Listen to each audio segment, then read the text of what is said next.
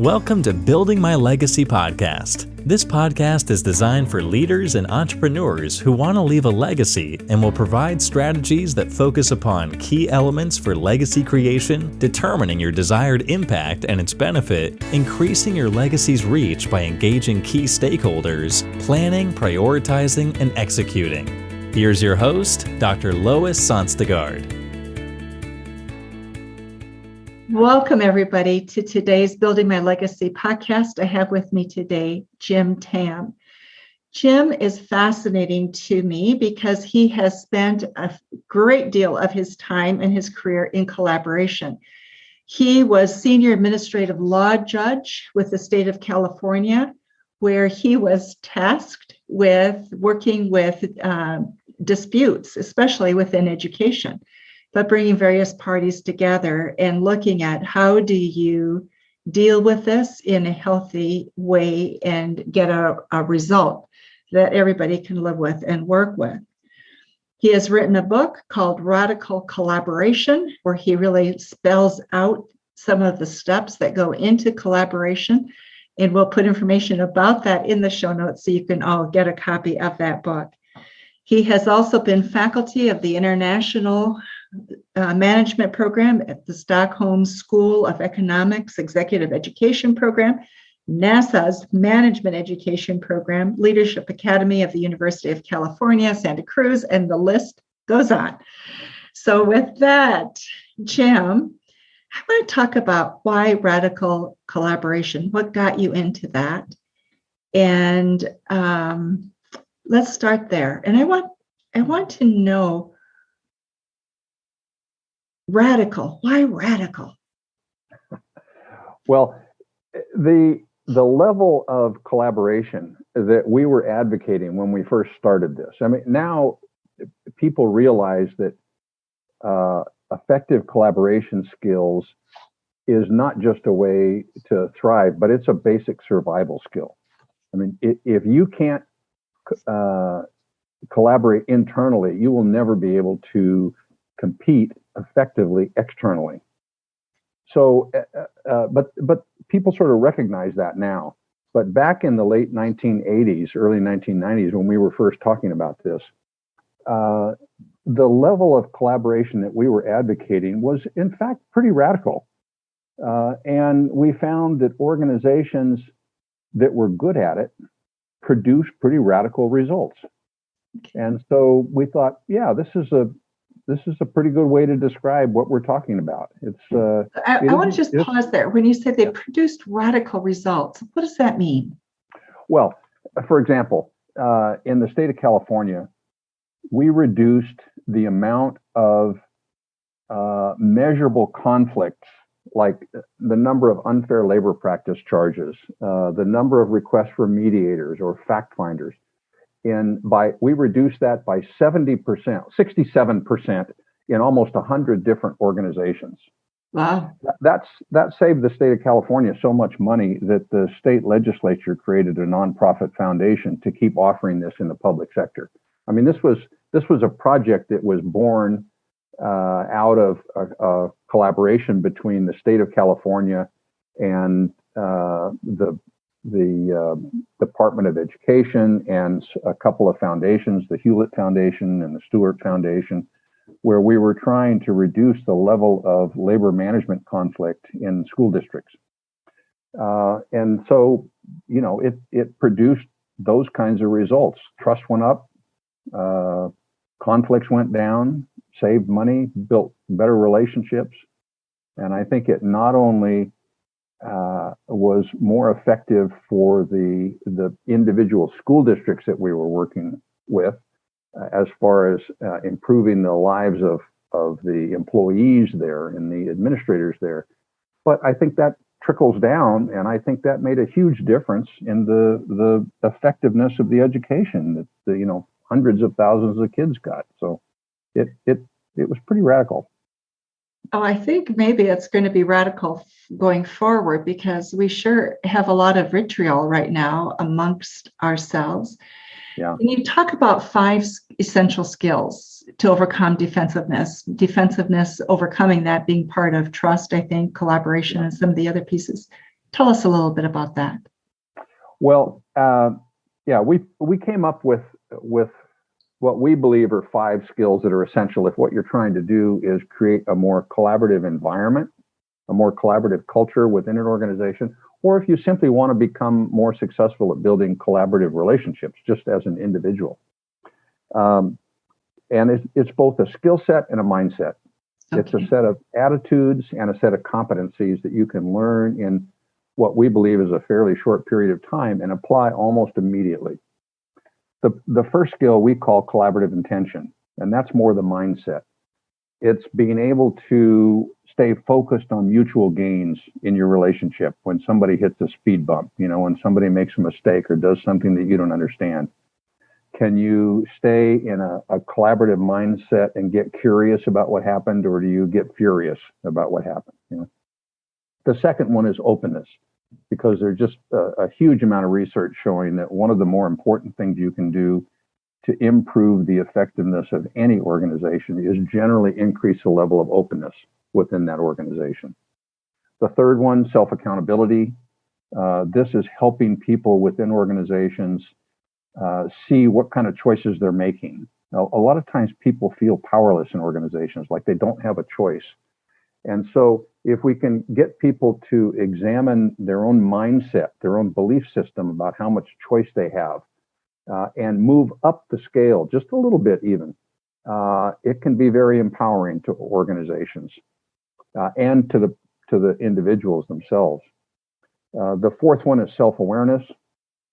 And here we focused on a couple things. One was how people behave in relationships with other people around 3 key behaviors that have a lot to do with compatibility: inclusion, control, and openness. How much they want to work together or apart, how much control they're willing to give other people and take themselves, and then how much self-disclosure they want. So we try to help people get a better understanding of what their own preferences are regarding those 3 behaviors, and then develop some flexibility in that, so they can operate more effectively with people who have a different preference on those behaviors. So that's one thing. This comes from a work from one of my mentors, a fellow named Will Schutz, called Firo theory. Many years ago, his research was from the military, and he created something called the element B and the Firo B. It's a psychometric that's been used millions of times all around the world. So it's an assessment tool as well. Okay. Yeah. The second thing that we focus on in self-awareness is helping people get a better understanding of their own defensiveness. Because if you're trying to build a collaborative culture or solve a problem or build a relationship and you start getting defensive, it's like pouring blood in water to a shark.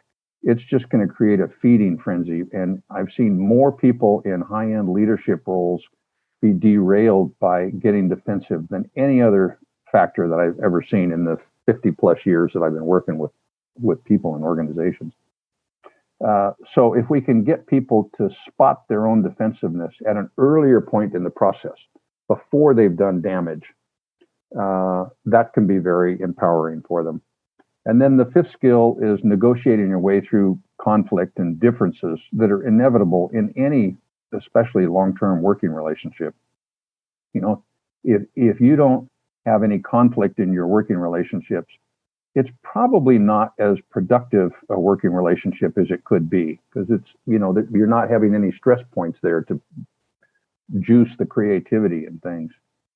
So either that, or you're not paying attention, or overly medicated, or in denial, or something. So if we can get people to become more skillful on those 5 skills, it's made a huge difference to the effectiveness, the collaborative effectiveness in organizations. I want to come back to becoming aware of defensiveness. Yeah. Because that's a tough one. And especially if you're a leader, a CEO of a large organization, doesn't matter, it can be small. Your ego is really what's at stake with defensiveness, right? Yeah. So when you find yourself working in a dispute and you've got one party that's defensive, generally the other one will start getting defensive too often, I think. That's right. What do you do? How do you do a time out and get people to pause and take a look at what's happening so it doesn't escalate further?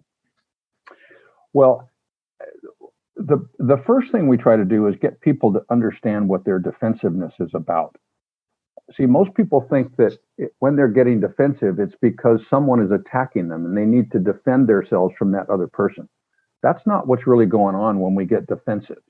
You know, there are bad people out in the world that we need to defend ourselves from, but that's not what I'm talking about. I'm talking about when we get defensive, what we're doing is we are behaving in a way to let us stay unaware of fears that we have within us that are driving us. Three big fears that come up all the time are fears about our own significance, our competence, and our likability. Let me give you an example. Say I have some fears about my competency for doing this podcast today. That could, and say I'm doing a bad job. You know, maybe I was up all night and traveling back from Europe and I'm jet lagged and taking things out of order and not making sense. That could cause me a lot of discomfort. So one of the ways that I could reduce the level of discomfort that I'm feeling, because I like feeling competent, you know, I don't like feeling incompetent. So one of the ways that I could feel better about that is I might start blaming you or blaming the audience. You know, you're not asking the right questions. This is your fault, you know, and you should have given me more warning. And now it might seem like I'm defending myself from you, but what I'm really doing is I'm behaving in a way that lets me stay unaware of that fear about my own competency. So if we can get people to understand what's going on when they're getting defensive, and then give them an early warning system to tip them off that they're getting defensive at an earlier point in the process, before they have done the damage, before it's too late to change any behavior, then they have the opportunity to do something about that. So we try to give people an early warning system for when they're getting defensive. And in the Radical Collaboration book, we've got a list of about 50 different signs of defensiveness, like sudden drop in IQ, flooding with information to prove a point, always wanting the last word, you know, sarcasm, withdrawal into deadly silence, whatever it might be. And they go through and they try to get a better understanding of what their behavior is as they're starting to get defensive, because the fears that we're dealing with when we get defensive are all unconscious kinds of things, and our outward behaviors are usually easier to spot at an earlier point in the process. So, for example, for me, I notice over the years that when I start getting defensive, I tend to be breathing faster, talking louder, talking faster, maybe feeling misunderstood. So if I'm in a room filled with people and I'm getting some feedback and I notice that I'm talking faster and louder and breathing faster, since I know that those are my behaviors as I'm starting to get defensive, the alarm bells can go off, you know, ding, ding, ding. Hey, Jim, pay attention. You're doing that thing again. Then I can take some action. So once they spot their defensiveness, you know, then they can do things like trying to acknowledge that they're getting defensive. Now they have to notice it. Now that may seem like it's not a big deal, but that's a huge first step. So you notice it, then you can take some action. You know, you can try to slow down your physiology. You can try to, when we get defensive, oftentimes part of our brain shuts down, the prefrontal cortex, and we start getting tunnel vision and we start obsessing over things. So if you can re-engage your brain, you know, by looking around the room, seeing how many different colors you see, how many different sounds you hear in the room, that can re-engage your brain. Then look inward to see if you can figure out what the fear is about. Pay attention to your self-talk. And then we try to give people an action plan that they can implement when they start seeing their signs of defensiveness. For example, if say you have a sudden drop in IQ when you get defensive, I mean, you just become stupid. Maybe you can go hide in the bathroom for 5 minutes and let your brain catch up with the rest of your body. If it's fast heartbeat, sweaty palms, fast breathing, maybe you take a few deep breaths or get some mantra that you can keep repeating to just calm and relax yourself. If it's always wanting the last word or flooding with information to prove a point, maybe you just be quiet for 30 seconds or so. Just shut up. So if you can identify your signs of defensiveness and then have an action plan and then practice doing the action plan as soon as you see those signs, that can help you get through that moment. It's like, first aid in a situation. And then, if you can start paying attention to that at an earlier point, you even have a greater likelihood of dealing more effectively in that situation. And then over time, that's going to help. But over time, you really need to pay attention to what that fear is about. Where does that fear come from? And if you can do that, you'll make substantial headway about dealing with your own defensiveness. Okay, so you deal with very, very disparate groups when you're right in a negotiation. Yeah. You've got high levels of emotion. The stakes are high for both parties usually. So collaboration, speak to how you do collaboration in that very tense setting. Well, we categorize the attitudes that people have. We talk about creating a green zone, which is a more collaborative mindset, as opposed to a more adversarial red zone, where people want to fight and argue and it's very aggressive, or a more conflict avoidant, passive aggressive pink zone, which is, you avoid giving any corrective feedback. You avoid having any arguments. If you go into a pink zone meeting, everybody's going, oh, okay, sure. No one stands up and says, no, that's a bad idea. So if we're working with groups trying to get them to be more effective in collaboration, the first thing that we would try to do is get them back into a green zone. Get them to be paying attention to what their own mindset is. Because if you pay attention to what your mindset is over a period of time, you'll be much more effective at maintaining a green zone attitude and a green zone, self-culture, so to speak. So if we can do things to help people feel safe, that's a good start. Get them to, from there, once they're feeling secure, then get them to try to understand the other party's point of view. So if I were doing a mediation, I've done a huge number of mediations in labor management disputes. In fact, I think I've mediated more school district labor disputes than anybody else in the United States. And oftentimes, I would work with the parties individually to try to get them to, calm down, move back into that collaborative attitude. But then when I get them together, I wouldn't let them go on to try and find any solutions until each side could articulate the position of the other party to the other party's satisfaction. Oh, interesting. So I might say, I want to learn all about the union's position, but I don't want to learn it from the union. I want to learn it from management. So management, you try to explain it to me. And they'd try and they'd get it wrong, and the union would educate them a little bit more, and they'd try again, they'd get a little bit closer, and we'd go back and forth for quite a while. And then finally, at some point, the union would say, okay, they understand our position now. And then we'd reverse the roles, and I'd say, all right, now we want to learn about the other party's position from the opposite side. A lot of times people are hesitant to do that for fear that being able to articulate the other party's point of view is a sign that they agree with it. And it isn't. It's just understanding it.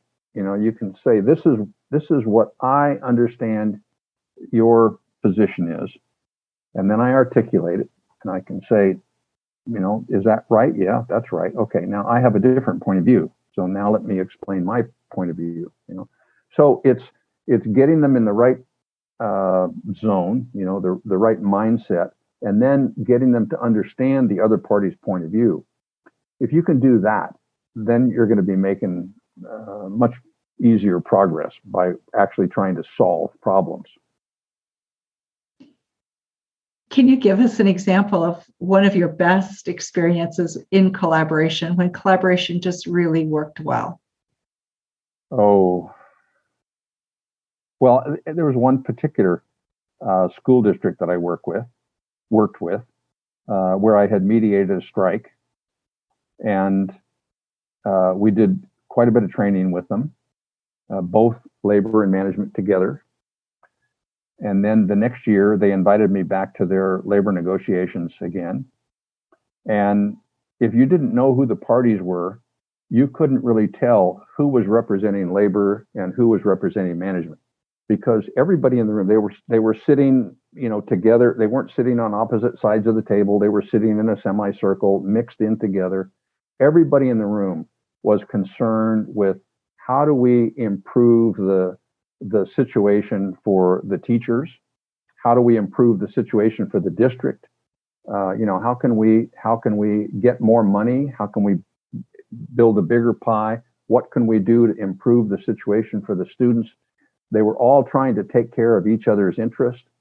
It was something you don't see very often in labor management negotiations.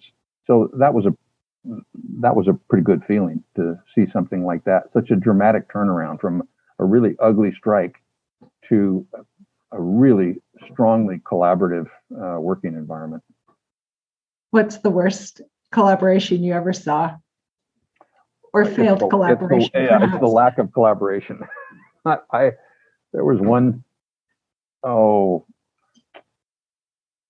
I've had some failures. There was one particular organization. I won't even say what kind of an organization it was, but I probably, over a several year period when I was an administrative law judge, and by the way, I was just one of many senior judges, not the senior judge, but I probably spent over a several year period 30 to 40% of my time in that one organization trying to resolve conflicts. And we just made no headway at all. Their negotiations seemed to get worse and worse. And finally someone said, you need to go in and train them better. And my attitude was, I've done what I can do. Sometimes it's helpful to have a bad example around. So then I could go around to other groups and say, if you don't get your act together, you're going to be like that one. So it was just unproductive. Sometimes the best you can do is to slow down the killing. And you have to want it to be different. Yeah. It's true with so many things. So there are people who are collaborators and there are people who aren't. So when you look at people, who do you see as a collaborator? Well, I think to be effective at collaboration, you need to have some self-awareness. You need to have fewer blind spots. People that aren't very good at collaboration oftentimes have huge blind spots, especially driven by their ego.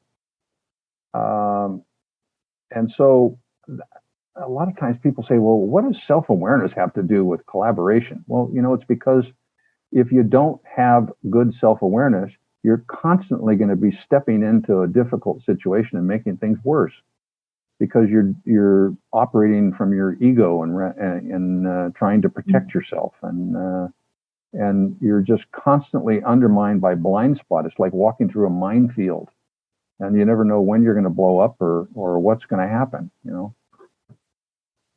I would say that's the biggest difference that I see.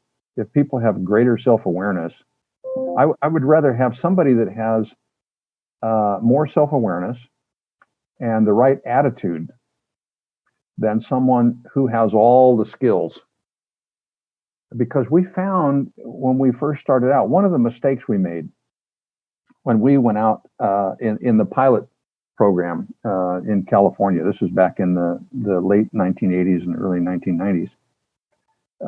One of the mistakes we made, or at least I made, was when we went out to road test it, we went out looking for the most screwed up, dysfunctional, highly conflicted organizations we could find.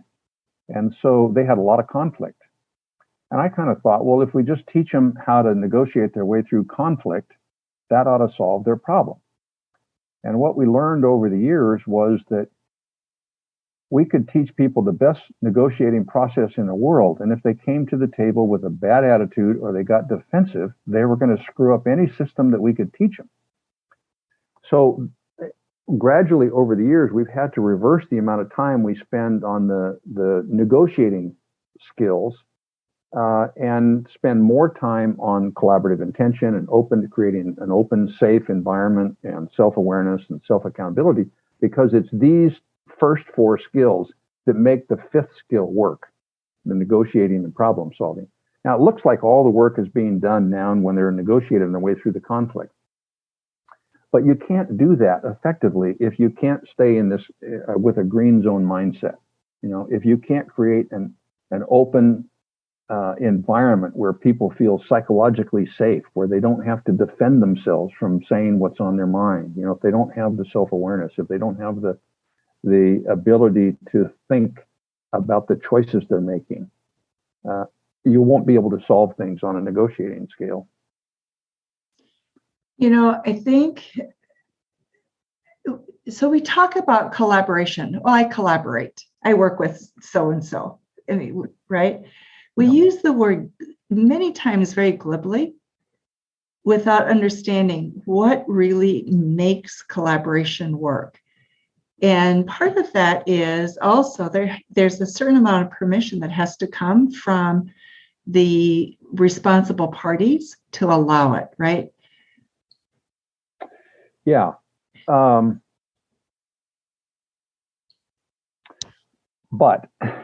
this is a big but. It is possible to collaborate with people that you don't trust. Okay. And how do you do that? What you have to change the nature of the negotiations. There's one little exercise that we did where it's a negotiating exercise, and the parties they have the opportunity to compete with each other or collaborate with each other. Comes from game theory. And we were working with a group, and this was at the International Management Program at the Stockholm School of Economics. So these were managers from all around the world, and they knew that if they collaborated, they could make much more money. The object is to see how much money you can make for your organization. But they didn't trust each other at all. So when they had a chance to put a deal together, you know, one of them looked at the other guy's very expensive watch and said, you know, is that a real one? Yeah, it is. Well, mine's real too, and it's also very expensive. You know, I'll tell you what, I'll put up my watch and you put up your watch. And if we don't do what we say we're going to do, we'll tell the professor here to give him my watch. So they didn't trust each other at all, but they were able to build in an insurance policy to their negotiation, which made it more likely that they would both do what they say they would do. But you need to change the nature of the negotiations in order to do that, away from what are we going to do to how can we make it more likely that we'll do what we say we're going to do? You know, how can we build at least an artificial level of trust into our transaction to make the transaction successful, even though we don't trust each other. It's you know, trust but verify if you're talking about disarmament stuff, you know.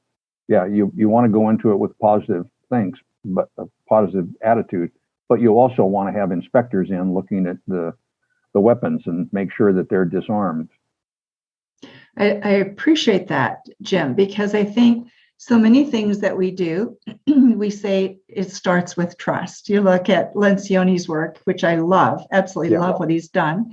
It starts with trust. However, there are organizations that will never have trust.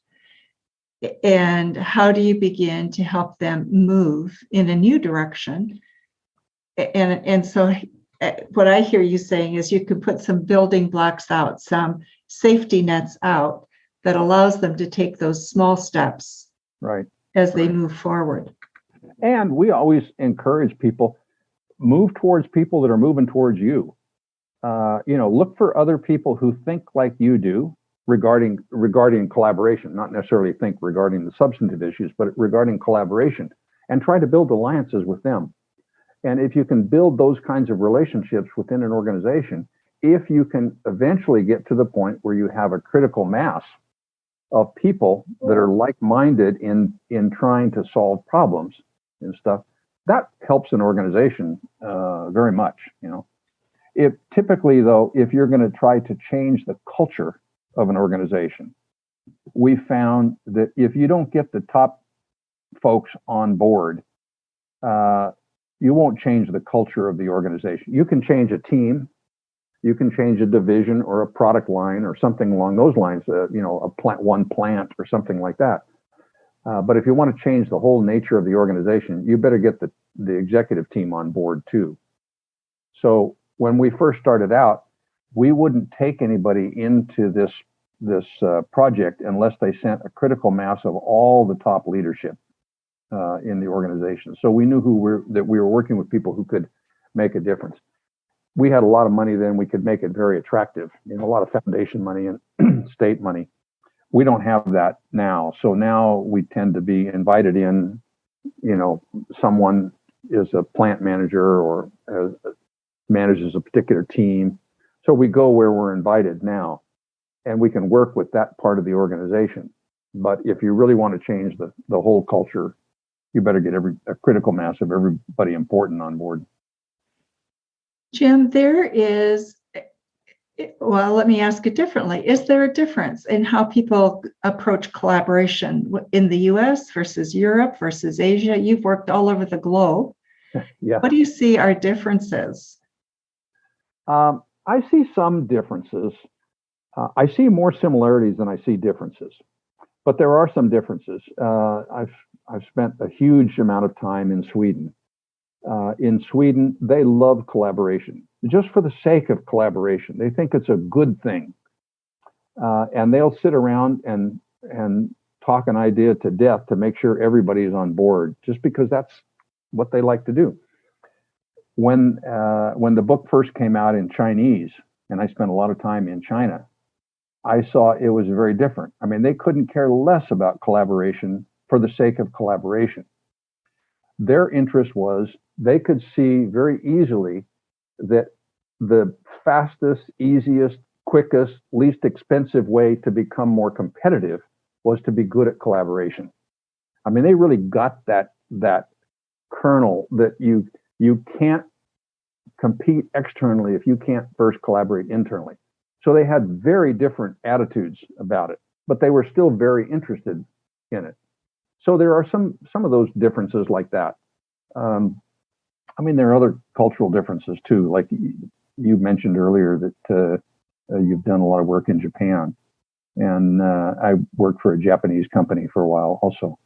And just getting people to be open there is more difficult than in some countries. Some countries are very open, and what you see is what you get. And in Japan, we'd ask a question, everybody sort of looks to see what the boss is going to say first before, and to get someone to say, no, that's a bad idea is not an easy thing to do. Sometimes the closest we would come would be a comment like, well, that might be difficult, under these circumstances, which is translated into that isn't going to happen in a million years. So there are cultural differences like that have an impact on collaboration. Right. But I see a lot of similarities. In fact, the 5 skills that we're talking about with radical collaboration, I think those are skills that help organizations overcome those other cultural differences.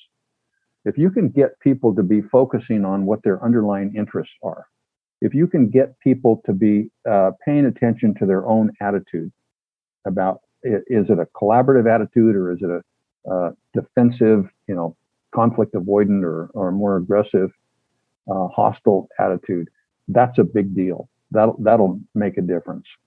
Those kinds of things. Jim, most of your work is within, you work across groups when you work with labor and teachers and government. Yeah. What are some of the challenges that you've seen when it's companies with companies coming together and working, if you've got several of them coming together? Some of the same issues, I'm guessing, of individuals are there. But what keeps us as businesses from doing more of that? I think a lot of times organizations don't realize that they pay more attention to internal collaboration because that's where they see results better. But oftentimes they don't realize that they have a relationship with other organizations, So if we can get them to do that, just have that awareness, that's a big deal. We've had I remember we had one a big toy company where they were struggling with a relationship with one of their suppliers, and they were thinking about ditching them as a supplier. But instead, we were going to be doing some training internally with the toy company. Instead, they sent a letter to the president of the other company, their supplier, and said, listen, we feel like we're struggling in our relationship. We want to have a good relationship. We don't want to look for a different supplier. We've had a good relationship in the past. We'd like to rebuild that. We're doing some training. We'd like you to come join us. Oh, wow. So they mix together, it's like when we were doing labor management stuff on all the exercises, we wouldn't have a management team and the labor team. We would mix them together. So they're building those personal relationships as well as organizational relationships. So if they can start looking at the impact that a good relationship or a bad relationship with some other organization is going to have on their success, that's a good start. Because a lot of times people are oblivious to that. And then, all right, so what would you like it to look like? And once we get an idea of, how they can tell that it's not working well, we have some factors that you'd like to change. What can we do? What skills are going to require us, to work with in order to change that? Right. Then we can help get them on track in that regard. So a large part of it is really looking at it's that openness again, isn't it? And it's that transparency, willingness to be transparent. Companies that can't collaborate, are there such things? Companies that can't, companies that won't collaborate, yeah. Typically, they're red zone environments, these more hostile, conflicted environments, or the conflict avoidant environments. I find that the conflict avoidant environments now are becoming the most predominant one, and they're more difficult to deal with than the more hostile red zone environments. Because in the red zone environments, you can see where the conflict is. It's on the surface and you can deal with it. In the pink zone, everything's underground, So there are organizations where the culture, I think, is so messed up because either the leadership is messed up, that it's like, I'm not sure I really want to put the effort into trying to change them there. So I've seen some organizations like that. It's good to have some bad examples around. But I haven't found, it's been a very small number of organizations that we've gone into and that I would say have not been able to make headway towards more effective collaboration. Jim, even if it's just a part of that organization. Some of the people listening to this will be interested in your training program. What does that look like? Typically, and this varies a great deal, but typically the radical collaboration workshops that we do with a team or an executive team, or as part of a longer ongoing leadership program would be a 3-day program. Sometimes we do 3-day with longer periods of follow-up. We've got some online follow-up stuff, and then we'll go back and work with them over time. In fact, when we first started the organization in California, the project in California, we wouldn't, I mentioned we wouldn't take a group in unless they sent a critical mass of their leadership. Yeah. Another thing that we required is they had to let us do at least 1 year's worth of follow-up with them, so we could make sure that they were able to stay on track. And this wasn't a huge amount of time. It was only like 3 or 4 days spread over the year, and they could use that time any way they wanted. And I was assigned to do all of the follow-up program for about the first 3.5 years of that project. And sometimes I'd go in and I'd train new people, so they had people to fill in when someone left, succession planning. Sometimes I'd do more training with the people we originally trained. Sometimes I would just sit in their meetings and give them feedback or individual coaching, whatever was going to be helpful. And I got off thinking about that, and I forgot what your original question was now. Oh, the training. What is your training? Okay, yeah. So sometimes it was much longer than 3 days. Sometimes it's a little shorter than 3 days.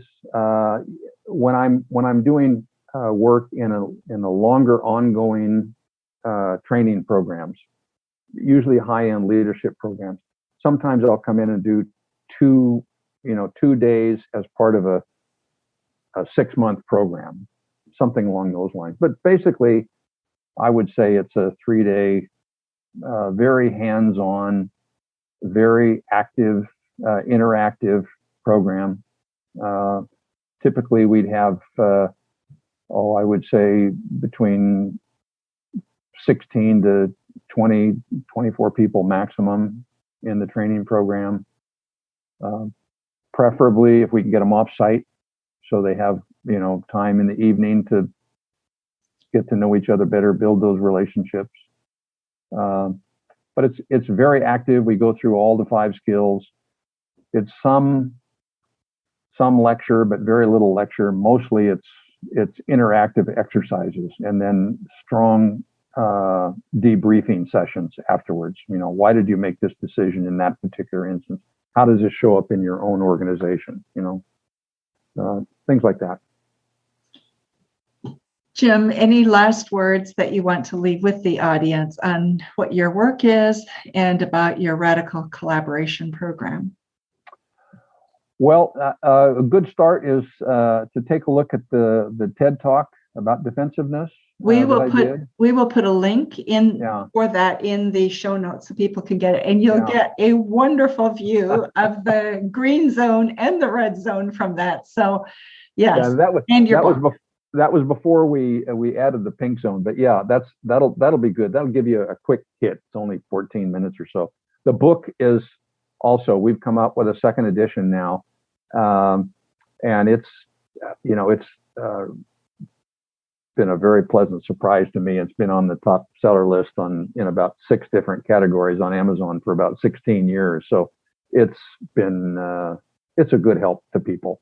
And then we have the Radical Collaboration website as well. There's information on that. So if anybody wants any more information, it's easy to get. Okay. Thank you. Thank you so much for being with us today and for talking Lois. About all of what you have gathered of this wonderful knowledge. Thank you. It's been a pleasure for me. I am passionate about talking about this. So thank you for giving me this opportunity. Oh, you're so welcome. And those of you listening to our podcast today, thank you for being with us as well. You've been listening to Building My Legacy podcast with Dr. Lois Sonstegard. To book your appointment with Dr. Sonstegard, visit www.buildtomorrow.com.